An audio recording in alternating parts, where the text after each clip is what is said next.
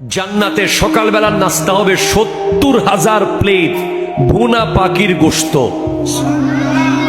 এরপরে দুধের ঝর্ণা, মধুর ঝর্ণা, শরাবের ঝর্ণা, এগুলো জান্নাতি।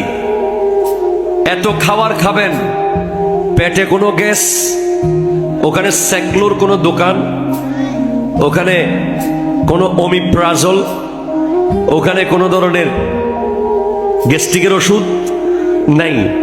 জাস্ট একটা এভাবে করে ঢেকুর উঠবে, সব ক্লিয়ার, আবার খানা শুরু। কিন্তু জাহান্নামীরা মলমূত্র ত্যাগ করবে। ওই মলমূত্রগুলো যেখানে পড়বে, যে টাঙ্গির ভিতরে, ওখানে থাকবে মুনাফিক। নাউজুবিল্লাহ, জোরে হইবে না? আপনি একটু ভেবে দেখেন না, আপনার ঘরে সেপটিক ওয়াশরুমে যে টাঙ্গি আছে, ওটার ভিতরে যদি একটা ৫০০ টাকার নোট পড়ে যায়, আপনি হয়তো নিবেন না, ঠিক কিনা বলেন?